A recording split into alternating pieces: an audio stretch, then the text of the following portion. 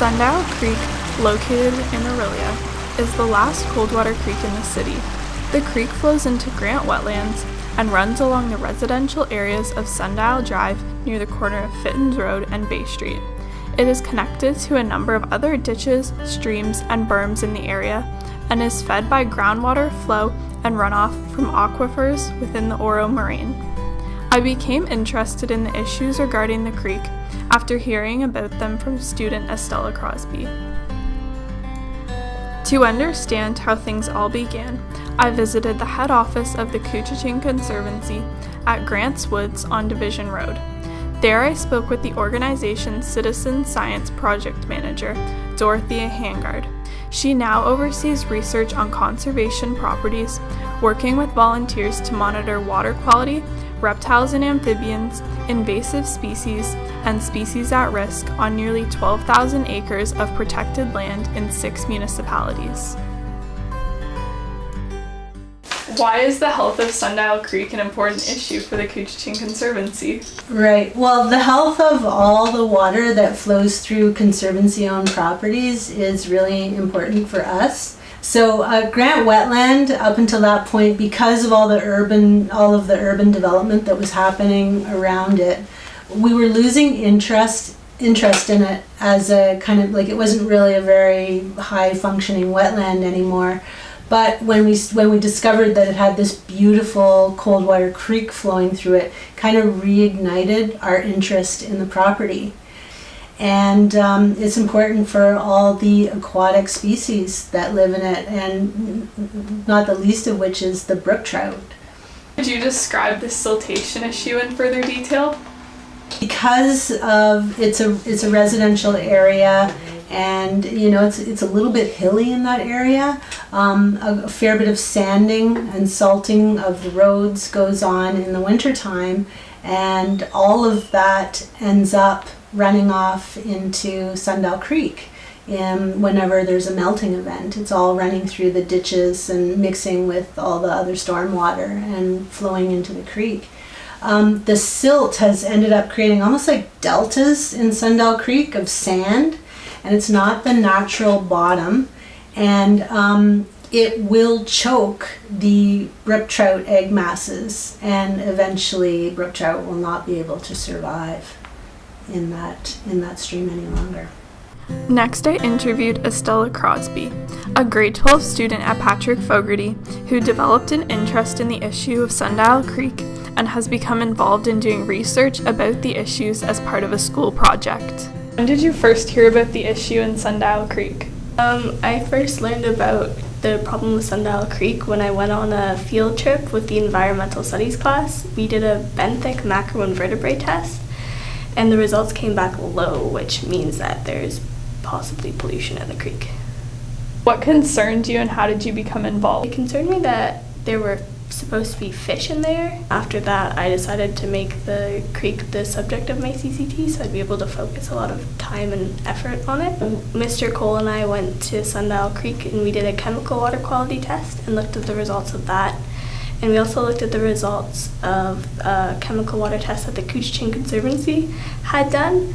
And then after that, we went and walked the creek with Bob Bowles, who's a local nature expert, and learned a lot of stuff. And then after that, we made a survey and surveyed a lot of people who live near the creek and just about like what they know about the creek, have they ever seen fish, that kind of stuff. And we also talked to Ministry of Environment representatives on the phone, asked them some questions. What did you learn from this? First, for the issues, we learned that there's lots of invasive plant growth, which is not very good because then the fish won't be able to get through the parts of the creek because it's so congested by all the plants. We learned that there's high nitrate nitrogen levels, which makes the plants grow a lot, and algae, so there's not as much oxygen in the water for fish and other larger organisms.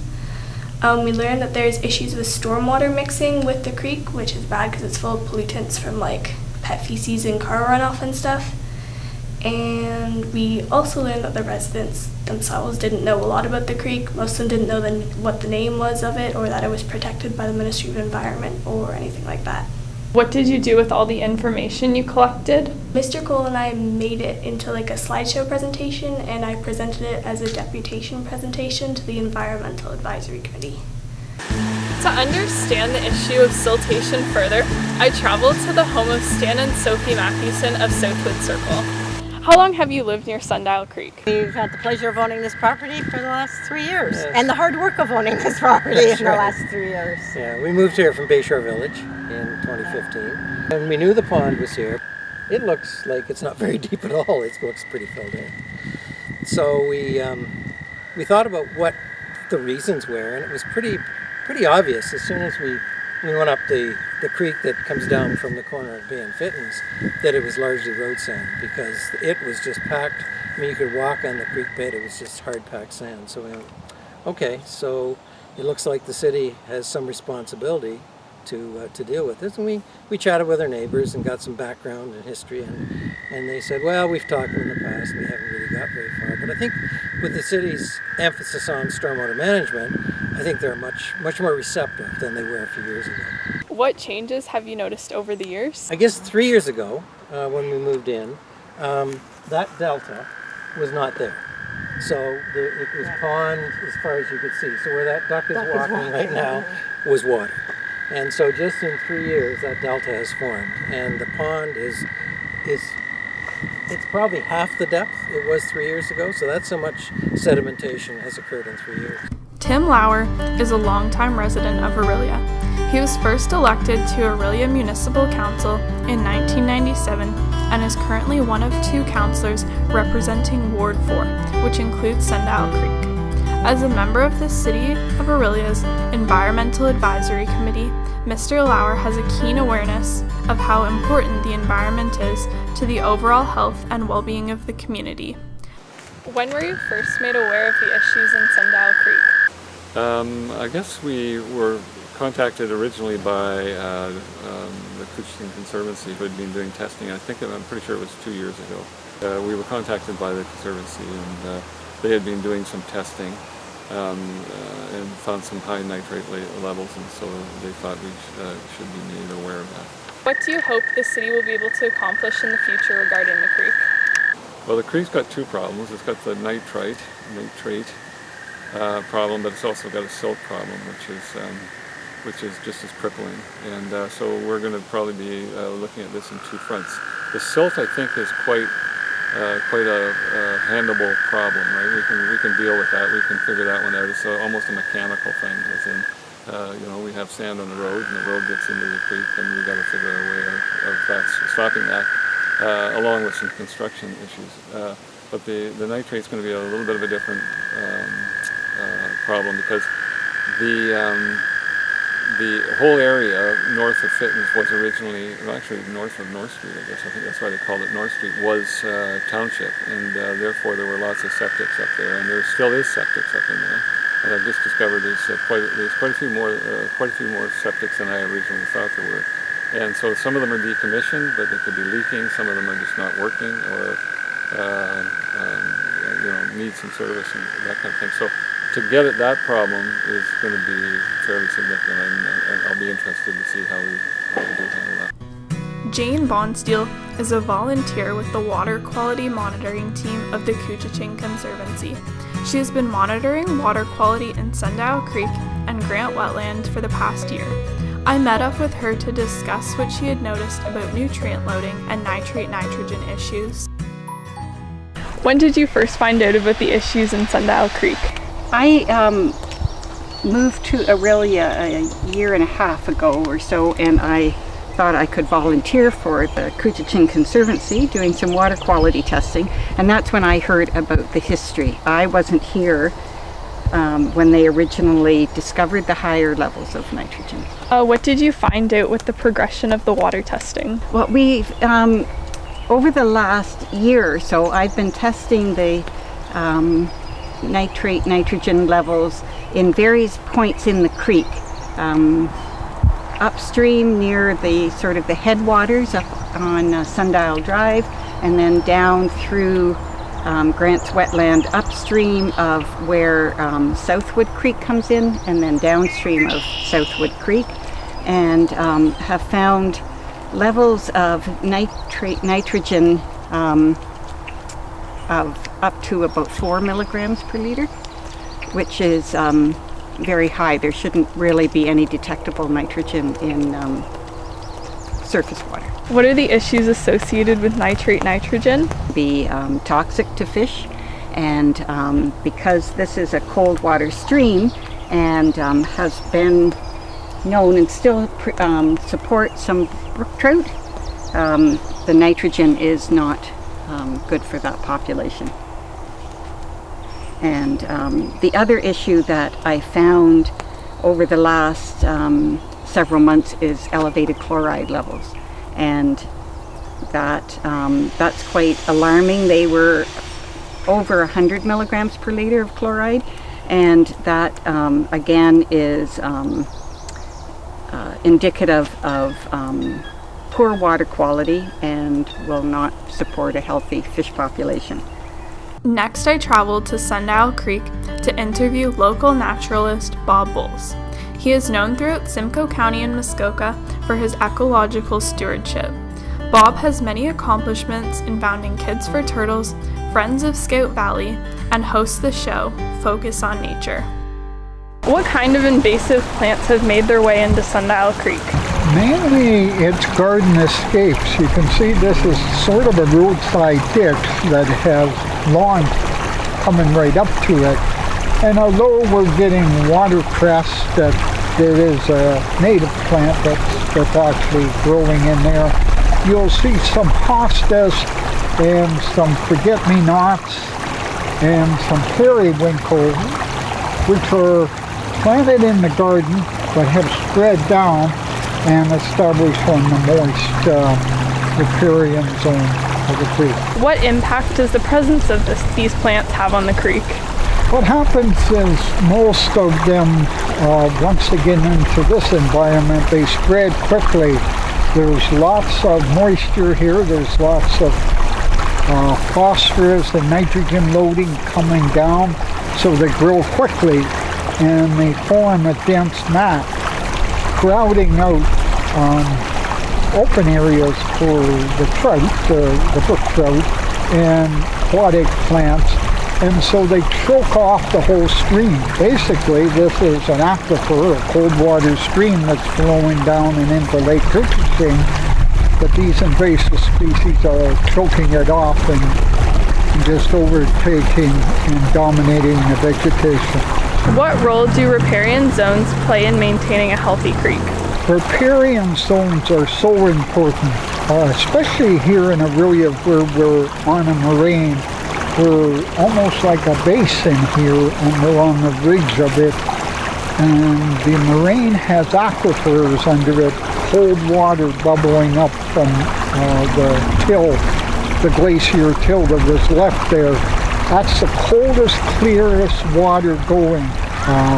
It flows down either towards Lake Koochiching or Lake Simcoe into the main water area, but what it's doing is it's picking up all the contaminants along the way. So these riparian zones, if they're not stabilized, then we get a lot of silt and storms. Very important to plant trees along the edge to shade it and to stabilize the shoreline. Kyle Mitchell is the manager of Source Protection and Operations. He is responsible for stormwater management planning, source water protection, and dealing with all associated watershed legislation as the manager of water resources for the City of Orillia's Environmental Services Department. What are the issues in Sundial Creek that the city staff are concerned about? So there's two really main issues with Sundial Creek. The long-term issues being it's a cold water creek, and obviously it's in an urban environment, so we want to be able to sustain that creek for future generations to come. But the immediate concerns are the nitrates and sediment accumulation within the creek. What are some of the possible causes for these issues? So again, the two main concerns that are immediate are the sediment, and sediment can accumulate through erosion. So that's the movement of water and transportation of sediment, and also deposition through anthropogenic sources, man-made sources. So the city does contribute to these sources through its winter control. We apply sand and salt to the roads, and that can actually wash into the creek. The nitrates, both again, can come from human and non-human sources, so natural sources. Some of them through the application of fertilizer on yards. And the natural sources are decomposition of plants, fecal matter, and the other one is atmospheric. So when it rains, it brings down nitrogen and washes into the creek. So what solutions are you looking at? So typically when you look at a stormwater system, you're looking at from the source, so that's residential lots. You're looking at diverting the amount of surface runoff into a ditch, so anything that comes across somebody's lawn, you're trying to get that back into the ground. What that does is acts as a natural filtration. It also recharges the base flow for areas like Sundial Creek and avoids the transportation of contamination. Within the conveyance system, which is where the municipality picks up, we look at techniques to, again, put the water back into the flow, or into the ground, and reduce that contaminant being transported into a water body. And then there's the final aspect of an end of pipe unit, which is typically a stormwater pond or an oil and grit separator. And what those functions, or those features, how they work is to separate basically the sediment, the nutrients before they get into the lake. But unfortunately those are man-made and they have a large-scale impact. So when we're looking at the Sundial Creek, we're looking at an oil and grit separator just because of the size of area that we have to work with. We obviously can't put a stormwater pond in the area because it's all developed. Or we're looking at diverting and a more natural approach to get the sediment and nutrients out of the water before it actually hits that the creek itself. And what is the value of having a cold water creek in the city? It's an indicator of environmental health, and it's a unique area where residents can be proud of that. If it's flourishing, then it's an indicator that you live in a healthy environment. So in terms of a monetary value or the actual cost of what it's worth, you can't actually place a value on it, but it's very valuable to have those kind of eco-tourist areas within a city. Sundial Creek is the only creek in Orillia that supports brook trout populations. If this creek continues to be polluted and remedies are not put in place, we could lose this unique habitat for the brook trout and many other species.